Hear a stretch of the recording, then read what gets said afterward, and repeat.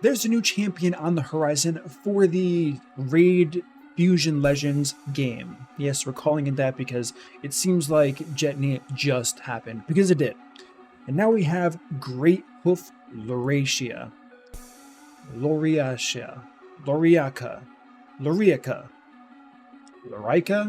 I don't know.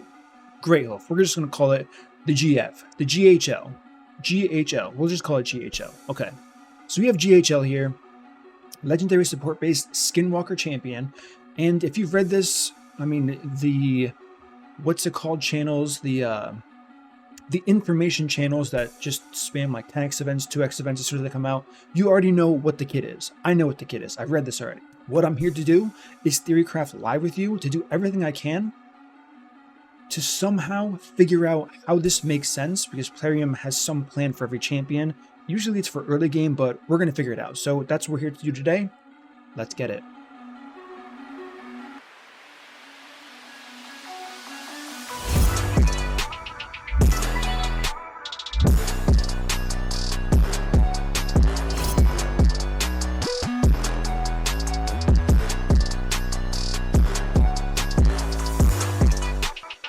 What up, team? It is MurderInc. We are talking about the new Fusion GHL, and we're going to figure out what its purpose is. What this cow's purpose... This is a cow, right?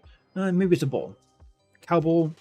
All right, GHL, it is what it is. So, what's the point of this champion? It's considered terrible by pretty much every review I've seen, but there has to be a reason why they released it. So, let's take a deep dive, like an intense deep dive in Theorycraft what we can, and figure out where you can use this, because they release trash champions all the time.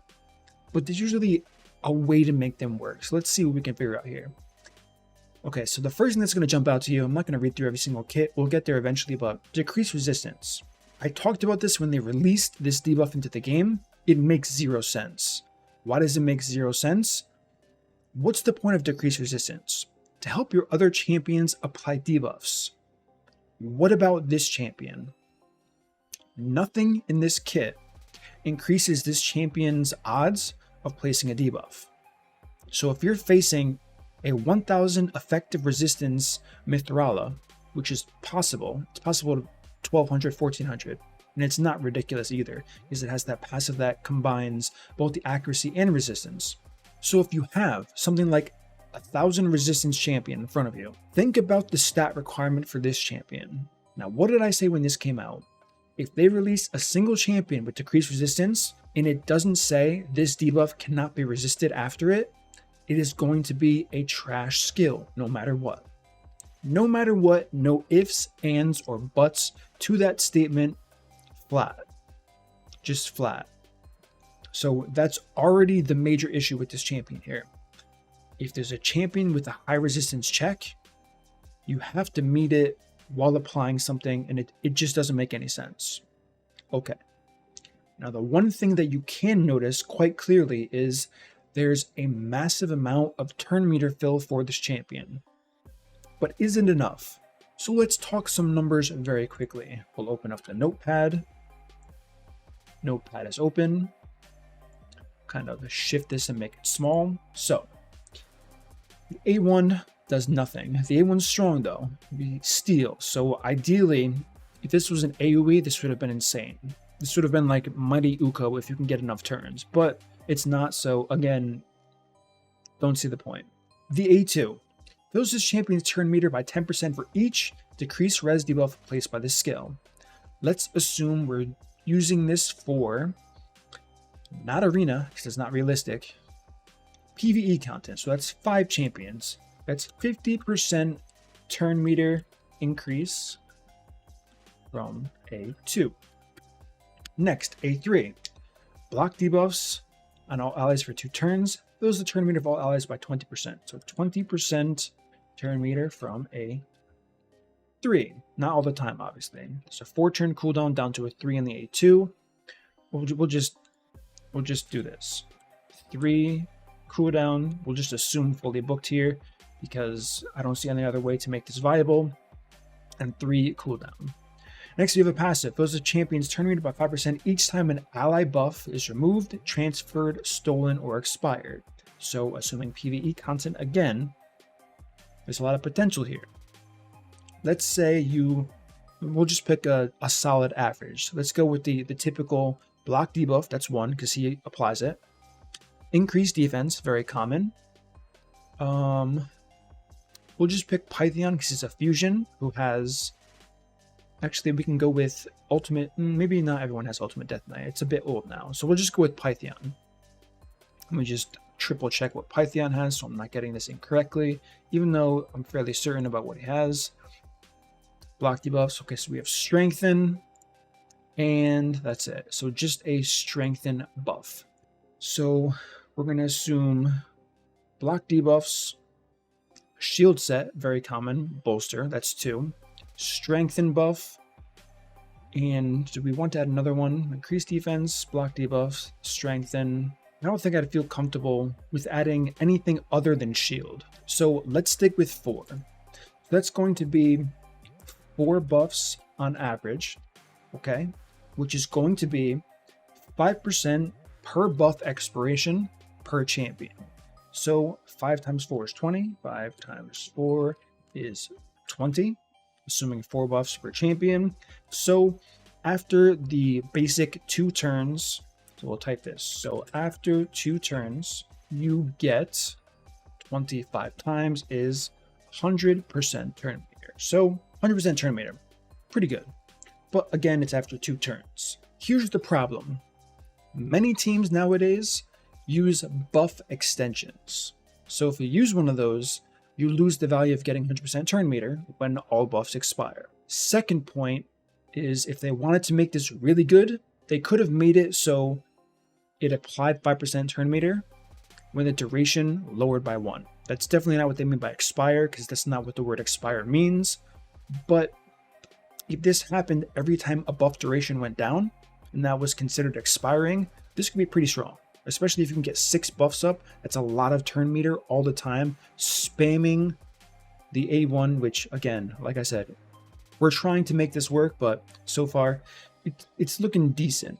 So all in all, we have 50% every 3 turns, 20% every 3 turns, and then 100% every 2 turns. So let's just say we're going to look at a 6-turn fight, just because 6 is the number that works the easiest. Normal champions get 6 turns. This guy gets pretty much an extra turn. I know this isn't technically how you do it, but we're just going to use it because I'm not going to sit here doing the turn meter thing, and we'll subtract 1 at the end. So every 2 turns he gets an extra turn, so that's 3 extra turns in the 6th turn. We'll subtract 1 for turn meter, so it's 2. So he's already getting 8 extra turns. Then every 3 turns, so this is going to happen twice, he gets 50% turn meter, and then 20%, so we'll add 1 more. So he's getting 9 turns every 6 turns a normal champion gets, not including increased speed, all of these things. The question is, what can he do with that? And even this math is wrong, because with those extra turns, he's cycling through his A2 and A3 more. So I guess I should really do the math on this, but I'm not going to. We're just going to do it for the video, and we're just going to say 11 turns. Actually, 11 might be too generous, so we'll say 10. We'll be really conservative with this. So this champion gets 10 turns every 6 turns. A normal champion would get, because of the passive, like I said, not including any real math or external. This is complete feely craft is what we'll call it. And what I'm going to do is I'm going to increase the font, because I'm realizing now it's rather small and it's probably hard to see. Hopefully that's much better. So now that we have this here, the question is, what can we really do with all these extra turns? Block debuff uptime can be close to 100% for sure, if you tune it properly. Decreased resistance can also be close to 100% depending on the content you're doing, but there are severe drawbacks. They could have added, think to yourself how many beneficial buffs they could have added here. Swap that for a poison, you're filling up the bar. On a lot of content, you're filling up that debuff bar quickly, but it's decreased resistance. Add 2 poisons, defense down, and attack down. Incredible champion. Maybe too strong. That probably is too strong, especially since it's an AoE. This would be a crazy solo farmer for sure. But a decreased resistance, I can't get behind it. It can definitely help in some content, but that's like pure copium at this point. I'm trying to make it work. That's what that word means, in case someone's unfamiliar with the term. But lowering the accuracy check on your champions and requiring an accuracy check on this champion is counterproductive because yes, you can technically build less speed because you're getting all of these sources of turn meter boosting. So I can see that. So the benefit is lower speed needed. Let's just say you don't want to go 10 turns every 6 turns. Again, I know people are going to jump on this math. I understand it's not 100% accurate because the champion's not out. It can't be physically tested. I'm just going off of napkin math pretty much, my head. And then we have the A1, which could have been so good. Imagine spamming a up to 50% chance of stealing a random buff in like the arena on an AoE because it's each hit, so 50% each hit. Instead, it's just a single target, and again, a missed opportunity. So TLDR, the perfect use for this champion is 100% uptime on block debuffs, which sure, you can find value in that, assuming you book the champion. This is going to be only for your team because you're going to outspeed the buffs, of course. Cycling through a 3-turn cooldown on a 2-turn debuff duration champion. And then finally, if you need decreased resistance, 100% uptime, you can also find a use in that. But if you don't need either of those things, stealing buffs, I mean, what content in this game do you want to steal buffs perma? I think there's one, but I can't think of it. Is it a Doom Tower boss? I don't know. Help me out in the comment section. I know there's something in this game where you want to take the buffs from it or strip it, but stealing is also an option. But it's 50-50 again. So even getting all these extra turns, this is like an RNG thing, which you probably don't want. And usually things with hard accuracy checks, Bommel is coming to mind in the Doom Tower. Yeah.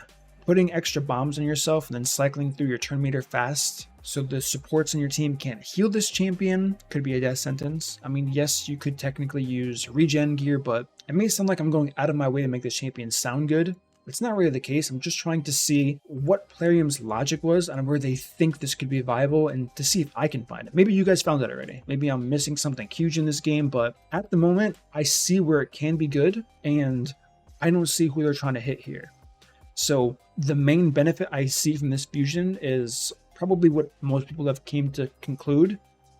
Don't participate and save resources for the next one. Hopefully that one's good. One thing to consider, this champion's kit looks so stupid that it's likely it gets buffed. It really is. Like, this isn't an underpowered champion. The kit just doesn't make sense. Block debuff and decreased resistance. So you're lowering the resistance instead of lowering the accuracy. I guess that's okay, because that would be conflicting with trying to block the debuff, but I don't know. This just seems like two very random abilities to put on one champion and call it a fusion. Like, these are very, on their own even, block debuffs, you can name, we can both name, I'm not even going to say I can or you can, we can both name 50 champions who have this skill. That's an epic. Decreased resistance isn't very common in this game here. Maybe there's some future use. Again, this is something where, like, I'm pretty sure this champion gets buffed eventually because I can't wrap my head around it. Like, I wrote all of this down. I thought really hard about it. Not really outside of this video, kind of just while I've been live, and I don't see it. But just because I don't see it doesn't mean it doesn't exist. People have been wrong on fusions before. People thought harder about Rhodos. I remember the videos. They spent probably double the duration of this video theory crafting Rhodos' kit and determining he was like a C tier fusion. I'm probably going to bring that up for my entire raid career because it was so ridiculous. But could I be making that mistake here? I don't think so because the game's been out for a while, but we don't know about the future content. There is still this boss, and I always think about this whenever I see a kit like this. There's a boss right here, the Great Void. We don't know what it does, but like I said, this kit is probably not it, which is why I have a feeling that if not right away, eventually this champion's going to be on the list of the hundreds of champions we all know about. We're only talking about legendaries, the hundreds of legendaries that we all know about that need major buffs in this game, like major buffs, because I think this ranks kind of low. Like, Fortis is pretty useless. I can't really think off the top of my head of like the worst champions in the game. Maybe you guys can. Who do you guys think are the worst champions in this game right now? I think we're going to be adding GHL Greathoof to that list because this ain't it. So Plarium, Reach Gutierrez, Polymorph, now this fusion. Granted, Jetney wasn't terrible. It wasn't amazing, but it wasn't terrible. A lot of L's lately. Now, one good thing I'm going to give them. I cannot ignore this. It's something I asked for a long time, and they put it in the game finally. This Forge Pass. This is the first time I bought a Forge Pass in over a year. I have not spent money on a Forge Pass in over a year, and I bought this one because this is an incredible gear set. Never really talked about it in a video, but this was the reason why Resistance has been so garbage for so long, because a set like this didn't exist. It does suck that it's behind a paywall. This should be a Forge. Like, you should be able to get this from the Forge, and I know technically you do get it from the Forge, but perception and accuracy has been meta for such a long time because of how easy it is to get. Now that we have this, I mean, we're getting more speed than perception gear. 5% compared to 10%. That's huge. Like, that's huge. You can just build accuracy on the gear itself or stack resistance and use your Great Hall bonuses for the accuracy check. So I know this has nothing to do with the video topic, but it's worth talking about. I don't really think, I mean, if I want to milk some ad revenue, I could make a video on it, but I don't know. This is like, if you made it this far into the video, congratulations. You get that spoiler here. I'm sure everyone understands that this is easily one of the best sets in the game now because of the 10% here on the 2-piece, but it is what it is. So that's going to conclude my video. What did I determine? The only benefit I can see for fusing this, me personally, I'm not going to speak for the whole player base, is it gets buffed down the line. There's a lot of room to buff this champion, so I don't know. Could be good. Do I think it's going to get the Dracomorph or Mashal treatment? No, I don't. But for any content that we currently have in this game, as of right now, I don't see a use for it, and it's looking like a vault champion. If you are going to be paranoid, like I kind of am getting right now, based on how underwhelming this kit is for a potential buff, fuse it, keep it in the vault. The worst that can happen is you did some events, you wasted, I mean, you get rewards for events, but in the end, you do waste resources if you go for a fusion that you don't use. So that's my video here. We did the napkin math. We figured out where it could possibly be good with all the turn meter, which seems to be like the base part of the kit, or tried to at least. Decrease res block debuffs. Couldn't find anything. Maybe you can. The champion looks cool, which is a shame. I hate when they release cool looking concept art and the champion's just dog water. So that's the video. Give me your thoughts and opinions in that comment section here. I'm pretty sure it's going to say the same thing. I'm skipping. Easy, save resources. But the other questions that I asked in this video, looking for that feedback too. So that's going to conclude this video. If you enjoyed this content, smash that like button, subscribe, turn on the notification bell. I'll see you all in the next upload.